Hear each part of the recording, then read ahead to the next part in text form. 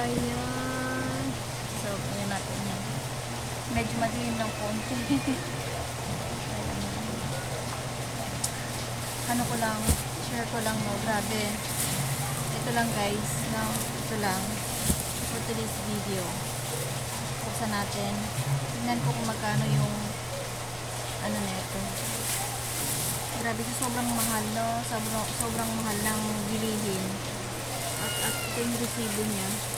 Kasi sa ano kami bumili bumili yung asawa ko sa isang supermarket, no? Ito nga, ano? Ito, Marlboro. Isang Marlboro, isang rim na Marlboro at saka isang rim na Marlboro Red tsaka Marlboro Lights, no? Isang rim yan guys. Grabe, dito pa lang, no? Wow, ano yung presyo, no, ng puhunan ng mga to. 3,100 na. Kasi 1,550 ang isang rim. Sobra, diba? Sobrang mahal.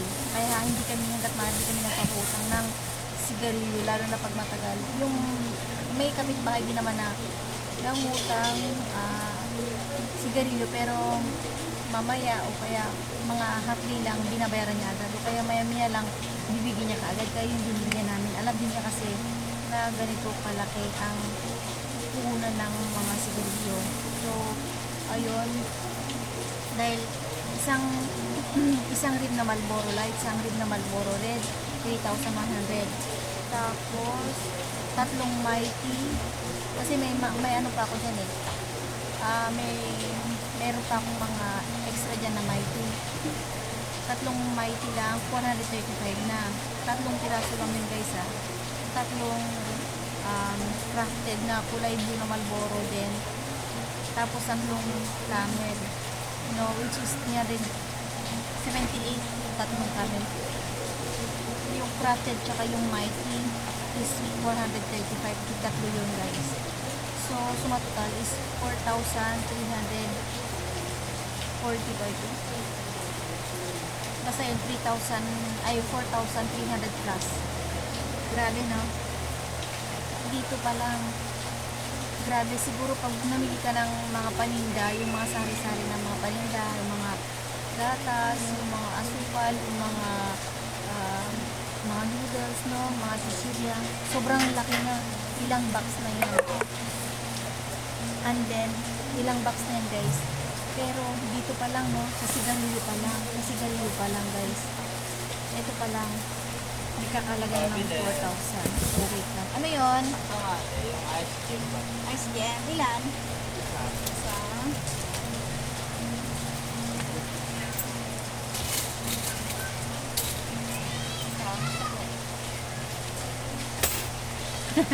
So, ayun, may bumili lang, no? And then, meron ding kada bibili ka ng ng Mighty na tatlong minimum na Mighty, may free ka na isang ganito. Even kunwari walang Mighty, wala ka pa rin libre. Ewan ko sa Mighty lang daw yun may libre. Pero pag bumili ka ng ganito lang, walang libre basta may Mighty. Kaya nagpadagdag ako ng Mighty kahit na meron pa naman ako stock dyan. May mga stock pa naman ako dyan ng mga sigarilyo, pero dahil nag-uulan, kaya nagpabili ka kay Mr. Grabe, no? Sobrang mahal ng puhunan guys ng sigarilyo. Yun lang guys, ha, 4,000 na. Samantalang magkano lang yung pinamili isang box ng maliit na yun, kasi dahil everyday na namimili si Mr. Ayun nga, no, ang lit-lit na box. Magkano yung yun? Siguro wala pang 1,000 siguro itong bill ko na to, isang box ng maliit.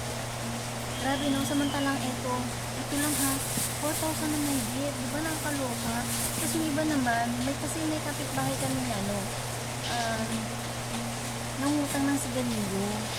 Eh, hindi namin halos binibigyan yun. Kasi nga, alam mo bakit? May sakit kasi siya guys. May sakit siya. Kinukwento ko lang, no? May sakit kasi siya. Tapos, minsan sabihin ko, hindi kami nagpaputang sigarilyo kasi nga lang puhunan nun. Eh, hindi siya nakaintindi. Sabi ko naman, okay lang mangutang na ibang item. Huwag lang yung sigarilyo alak. Kasi na talagang guys, grabe, sobrang taas ng puhunan. Eh, dun, nainis sa akin yung nangutang ngayon. ganun, parang nag-ano ka, ginawin, di wag, parang ganun, parang nagmalaki pa siya guys, nagmalaki. Siguro pagkalipas ng mga 2 weeks lang, no, bumalik siya ulit ng ano, nautang ng I think asukal yata tsaka kape. So yung binigyan ko naman, sabi ko, sabi naman niya, nagsabi naman siya na bukas lang to kasi nga may kukunin akong pera, sabi niya gano'n. Hindi ko na alam kung ano yung kukunin ng pera. So ayun, sana tumupad ka, no, kasi ikaw pa yung ano eh, ikaw pa yung malakas ang loob mong magsalita. Ginanong ko siya, kinumprota ko siya guys. Ayun, kinabukasan din naman ng hapon, binigay niya. Tapos sabihin pa naman niya, kaya na, binayaran ko na. Ginagumod niya sa akin. Sabi ko, baka ano nito ha, ikaw na nga itong mangutang. Siya pa yung lakas ng ano. Tapos pag ano, dun siya, ano, nagtanong siya ng isang beses, sabi niya, magkano ba yung kape nyo? Alam na nga niya yung presyo ng kape na 5 pesos ng isang Nescafe stick, no guys, no? Nescafe stick is 5 pesos na siya. Kasi tumaas na yung presyo niya. Tapos, tinagtanong siya ulit. Sabi niya gano'n, magkano ba ang ano, magkano ba yung kape stick nyo? Sabi niya, bibili siya kasi nga may pera siya eh. Sabi ko 5 pesos. 5? Eh parang hindi naman siya nangungutang, parang hindi naman siya bumibili ng ano, ng ilang beses na siyang bumili, ilang beses na rin siya nangungutang. Tapos tatanungin niya ulit kung magkano yung kape stick namin. Sabi ko 5. Ay ganon. Sige, di bali na. Alam mo kung anong ginawa? Pumunta doon sa kabila, doon sa labasan, doon sa ewan ko lang kung magkano ang. Tapos pag bumalik siya, sabi niya, pagbilan ng ano, ng asukal, sabi niya, yung 53 yung asukal. Kasi kami guys, dito lang kami lang meron dito 53 na asukal. Kasi yung iba, mga tamad siguro maggawa ng asukal or kasi yung dun sa ano sa kabila daw, nagsasabi lang yung mga customer, no. Kasi dun sa kabila daw 4 pesos. Eh sa amin kasi 3. Kahit konting tubo lang namin doon, okay na kami. Yung takal-takal guys na 53, yung ginagawa ni Mister. Sabi ng customer, 4 kasi dun eh. Kaya dito talaga ang bilihan nila. Kaya hindi kami pwedeng mawalan. Kahit siguro mga ilang piraso pa yung mga natitira ng asukal dyan. Gumagawa ka agad si Mister. Kasi nga dito talaga ang bilihan ng mga tao dito sa amin. Gusto nila kasi yung mumurahin 53. Hindi nila alam doon. Nakakaano nga eh. Dapat nga makakatipid ka. Pag bibili ka ng 1/4 lang, di ba? Ang 1/4 namin dito na wash is 25 pesos na. Ay kung 53 na binili mo, ilang piraso lang yun guys, di ba? Kumikita pa rin naman kami doon sa ganun na tapatakal-takal kahit na 6 pesos to 9, minsan 9 pesos ang kita namin sa isang ano. Okay na yun eh, kasi yung plastic niya, ay ano mo sa plastic, di ba na maliit na plastic, so yun.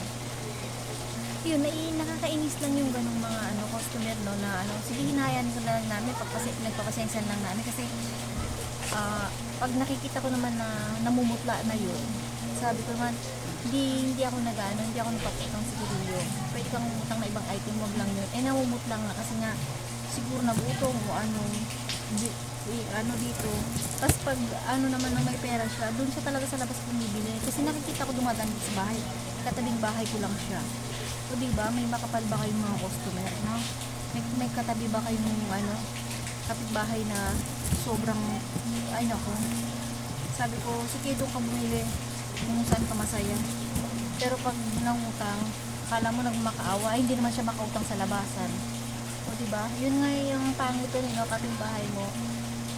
Ginaganyan-ganyan kanya. Tapos pag dating sa utang, no, sa kanya, dito sa bahay ng utang, tapos pag may pera siya dito sa labasan, eh pares lang din naman ng presyo namin. Hindi kami nagkakalay ng presyo namin dito sa labasan kasi nga, asin talagang dito sa amin. Pupunta talaga si dito sa bahay kasi nga, mura kaming magtitinda. Eh siguro, hindi naman namin ikakayayaman yung pagbili niyang yun, di ba? Kano lang yung kita namin doon sa ano, tapos doon talaga siya bili. Sige, kung saan siya masaya, di doon ka, pero wag naman sana niyang sabihin na hindi na nga ako bibili. Parang ganun, hindi wag. Kasi nga, hindi niya alam na naririnig ko yung sinasabi niya kasi sa CCTV pa lang guys. Kahit na nakatalikod ka na at nandito ka lang sa may gilid ko, maririnig ko talaga kung anong sinasabi mo. So, ini-review ko nga, may sinabi siya eh. Diba nakakalokang customer yun, no? O, sige, diba? Saan ka ba nakakita ng, ano, ganong customer, tapos mamaya pag wala na siyang pera, eh bangutang dito, di ba? Makapal talaga yung mukha niya, nangaaway pa siya. Matagal na namin yan ano eh, pinagpapasensya lang namin siya eh, kaya hinahayaan na lang namin kasi sabi ko masisira lang yung ano natin dyan, araw natin. Kaya nung sinabi kong gano'n, na hindi kami nagpapautang, kaya minsan sinasabi ko na pautang naman sa pag gumaganon siya. Masabi ko, wala si Michael, wala yung asawa ko.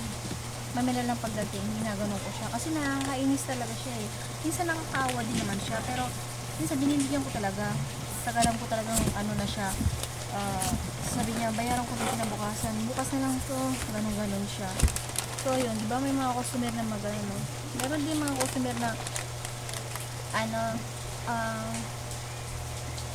yung dito parang mataas ang ere, di ba? May mataas ang ere na hindi siya talaga bibili sa'yo. May mga kapitbahay ka talagang ganun. Pero dito naman sa amin, parang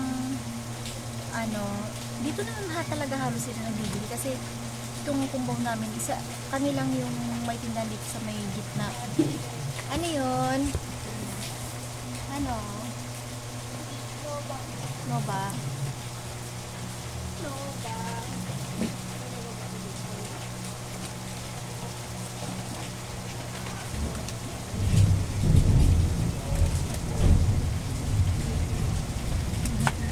Ayan, Nova.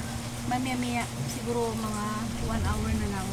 Kaya 1.5 hour na magsisibilihan na talaga sila dagsaan. Kaya hindi na muna ako matutulog. May siguro maigib lang ako. Pero para kasi pag umigip kasi ako guys, parang ang hirap kong bumangon na. So yun.